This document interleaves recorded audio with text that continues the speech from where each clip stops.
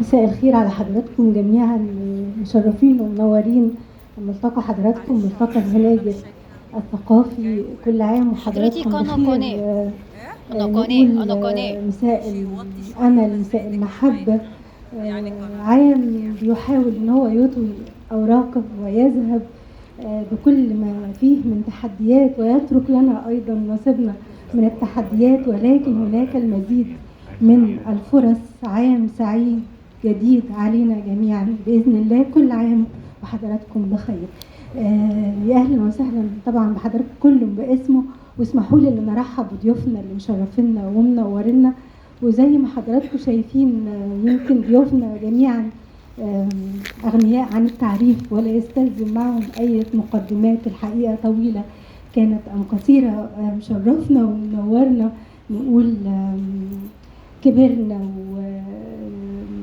ومعلمنا والداعم والمشجع لنا دائما، حبيب كل المصريين العزيز على قلوبنا جميعا، الأسقف العام رئيس المركز الثقافي القبطي الأرثوذكسي بالكاتدرائية المرقسية بالعباسية، والأمين عام المساعد لبيت العائلة المصرية والمفكر والكاتب. مشرفنا ومنورنا وليافة الحبر الجليل الأنبا إرميا خطوة عزيزة. وكل الشكر لحضرتك على اليوم المرهق، ورغم ذلك تشرفنا وتنورنا في هذا اللقاء. مشرفنا ومنورنا طبعا نقول صاحب المؤلفات والابحاث والدراسات اللي بنقول عليها خارج الصندوق، مؤلفات تنمويه واجتماعيه، ولما لا، فهو استاذ التنميه والتخطيط بجامعه الفيوم، وهو ايضا الامين العام للجنه العليا لترقيه الاساتذه بالمجلس الاعلى للجامعات، والمراقب الدائم بالامم المتحده، وعضو المجلس الدولي للمجتمع او لعلم المجتمع. نقول عضو اتحاد كتاب مصر، وله العديد والعديد من المؤلفات والاصدارات التي نشرت داخل مصر وخارج مصر، وتم ترجمتها باكثر من لغه، زي ثورات الجياع، دراسه سوسيولوجيه، نبض الخاطر، نقول الحزن والفرح في كتابات صلاح هاشم، نقول الدرويش العاشق، وغيرها وغيرها من المؤلفات. مشرفنا ومنورنا استاذ التخطيط والتنميه الاستاذ الدكتور صلاح هاشم. منورنا يا دكتور. من ايام القصر الامير طاز وصدون التنميه الثقافيه، وخطوته عزيزه علينا دكتور صلاح، نورتنا. مشرفنا ومنورنا طبعا نقول من يحمل بداخله قوى ناعمه في كل اللقاءات والمنتديات والمؤتمرات داخل وخارج مصر.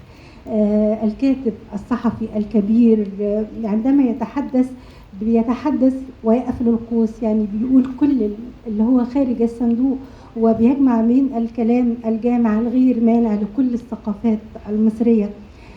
معانا رئيس تحرير جريدة الشروق وعضو مجلس الشيوخ الأستاذ عماد الدين حسين. شرفنا ومنورنا. معانا بقى صاحب الحس الحلو والصوت المصري الجميل، الصوت البديع. من فينا لم يستمتع بمصر يا أول نور في الدنيا شق ظلام الليل، تحسب عمر النور في الدنيا يطلع عمر النيل، ومصريتنا وطنيتنا ورجالة وطول عمر ولادك يا بلدنا رجالة، وغلاوتك يا بلدنا والله مش محتاجة قوالة. والمصري سكته محروسة بقرآنه وإنجيله. مين فينا لم يستمتع بكل أغنياته؟ هذا دور وطني كبير قام به فناننا الجميل، وفضلا عن أغنياته العاطفية وكلنا بنحبها، وكتير مننا كان يتمنى ان هو يكون اسمه فاطمة عشان يقول مين اللي ما يحبش فاطمة. بالإضافة إلى أغنياته طبعا الدينية وما أروعها، هذا جانب فني وتاريخ فني طويل جدا إلى جانب الدور المجتمعي الرائع من خلال مؤسسته ثروة الأيتام. هذا إلى جانب نقول دور كبير جدا في القوافل الطبية اللي بتجوب محافظات مصر من شرقها لغربها لشمالها لجنوبها للبحث عن قلوب الأطفال. أي طفل مريض بيحاول أن يكتشف من خلال القوافل الطبية من خلال هذه المؤسسة. نقول اسمه وحده يكفي معانا ومشرفنا ومنورنا الفنان الكبير محمد سعد.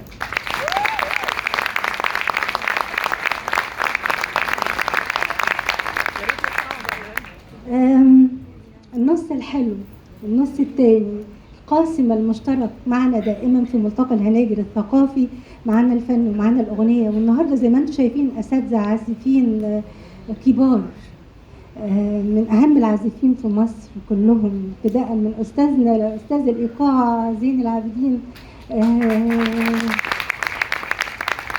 يعني أستاذ الأساتذة في مصر. طبعا كل التحية للأساتذة العازفين كلهم باسمه، طبعا مشرفينا ومنورينا فرقة شموع الغنائية بقيادة الفنان العندليب الجميل سعيد عثمان.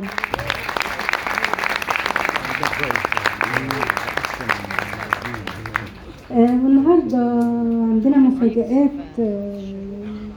وأصوات مصرية أصيلة، ودايما بنقول مصر ولادة، وهنثبت لكم النهارده إن مصر ولادة، وإن القوى الناعمة في مصر لن تنضب أبدا، وقدر مصر دائما أن تكون مركزا للقوى الناعمة. ودايما بنقول إن هذا القدر تأكد في اللحظات القليلة جدا اللي غاب فيها الدور عنه بكثير من اللحظات الطويلة الذي يحضر فيه وكأنه في الليلة الظلماء يفتقد البدر. أما عن موضوعنا في هذا الملتقى، زي ما حضراتكم عارفين نقول من الموضوعات البالغة الأهمية، من الموضوعات المحببة لينا جميعا، من الموضوعات القديمة الحديثة، من الموضوعات اللي هي متعددة الروافد، وحتى الروافد متعددة المحاور متعددة الرؤى والأفكار والأوجه. القوى الناعمة، القوى الناعمة بجميع روافدها كما هو معروف، نقول المفهوم المقابل تماما للقوى الخشنة، القوى العنيفة، القوى الغاشمة، القوى الصلبة، القوى العسكرية. وإن كانت القوى العسكرية في كثير من الأحيان بتقوم مقام أو بمهام القوى الناعمة، زي المعونات العسكرية مثلا، زي نقول المناورات العسكرية، زي ما تقوم به إدارة الشؤون المعنوية للقوات المسلحة والهيئة الهندسية، من مؤتمرات لندوات تثقيفية لأفلام تسجيلية، أفلام وثائقية. كل هذه مهام القوى الناعمة تقوم بها القوى العسكرية. اللهم إذا قامت القوى العسكرية باستخدام الذخيرة الحية، هنا فقط تكون القوى الغاشمة أو القوى العنيفة أو القوى العسكرية. وعند البحث بقى في نقول بقية روافد القوى الناعمة الأخرى، وجدنا أنه ومن مآسينا وللأسف الشديد في أوطاننا العربية، عندما تتحول بعض هذه القوى إلى خشونة فظة. إمتى بتتحول القوى الناعمة إلى خشونة فظة؟ إذا استخدمت العنف. ووجدنا أنه من أكثر وأهم هذه القوى الناعمة نفاذا هي قوى الدين. نعم، قوى الدين، سواء كان الدين الإسلامي، الدين المسيحي، الدين اليهودي، الأديان السماوية جميعها، وحتى الأديان الأرضية أيضا. لماذا الأديان؟ لأن الأديان هي التي تشكل الصلابة الأخلاقية لكل من الفرد والمجتمع، هي التي تصنع العقائد.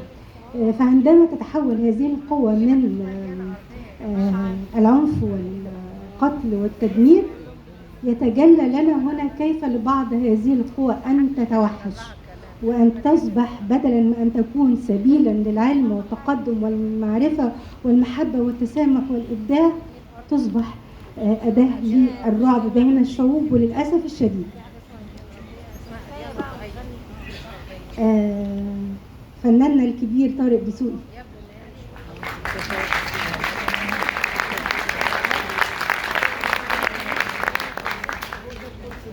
نورنا يا أستاذ.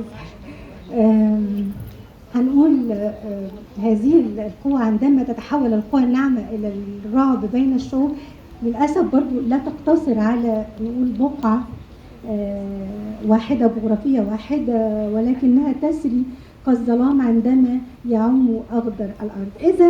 إذن مفهوم القوى الناعمة مفهوم دقيق وحساس وجميل في نفس الوقت. ولكن السؤال الذي يجب أن نتأمله جميعا ونحاول الإجابة عليه هو كيف لبعض هذه القوى أن تتوحش وتصبح بدلا من أن تكون سبيلا للعلم والمعرفة تكون سبيلا للرعب بين الشعوب. القوى الناعمة الحقيقة لما بحثنا وتدقق النظر في وظيفة هذه القوى الناعمة في هذا المجال الإنساني العريض وجدنا أنها الوظيفة الأساسية أو الوظيفة الجوهرية هو التغيير. وظيفة القوى الناعمة هي التغيير. التغيير لماذا؟ التغيير إلى الأفضل، وكيف يكون الإنسان منا كل إنسان أكثر إنسانية. وظيفة القوى الناعمة أكثر استنارة، أكثر إبداعا، أكثر وعيا، أكثر إدراكا بوظيفته الاجتماعية. يعني ممكن نقول الإنسان أقرب إلى تحول الإنسان النموذج، بحيث يكون الإنسان أداة للتقدم والعلم والمعرفة. القوى الناعمة تساعد الإنسان على أن يستشف، يستوعب، يتشرب المعارف والثقافات المختلفة. القوى الناعمة تملأنا وتحشدنا بالمعارف والثقافات المختلفة. القوى الناعمة بتؤثر في وجداننا فتجعلنا أكثر قدرة على التسامح والمحبة بالدرجة الأولى. القوى الناعمة تساعد الإنسان أو تطلعه على شيء الحقيقة لا يمكن أن نطلع عليه إلا من خلال القوى الناعمة، إلا وهو الثقافات المختلفة، الثقافات المتعددة. تحترم التعدد الإثني في الأقوال والأجناس والأمم، تحترم التعدد في العقائد الدينية المختلفة، تؤمن بالتعدد الثقافي. والإيمان بالتعدد الثقافي هو عملية جوهرية لبناء الإنسان المتحضر المعاصر. القوى الناعمة تحررنا عندما تطلق في نفوسنا الطاقات الإبداعية المختلفة، تحررنا من ما قد يكون قد ترسب في نفوسنا من مشكلات وأجواء وأمراض مجتمعية مختلفة نتيجة للتربية السيئة، نتيجة للفقر والمرض، نتيجة للأفق الضيق المحدود، نتيجة للتوترات والصراعات التي قد يمر بها الإنسان منا في أي مجتمع من المجتمعات. إذن القوى الناعمة لها دور كبير وبالغ الأهمية في بناء الإنسان، في بناء عقل ووجدان الإنسان. أما عن القوى الناعمة وبناء الوعي ودوره في الوعي المجتمعي هيدور نقاشنا وحوارنا مع ضيوفنا نجومنا الكبار اللي مشرفينا ومنورنا، ويبدأ إن شاء الله الحوار. ولكن كما تعودنا بعد الاستماع والاستمتاع بأحلى الأصوات وأجمل الأغنيات والعندليب سعيد عثمان.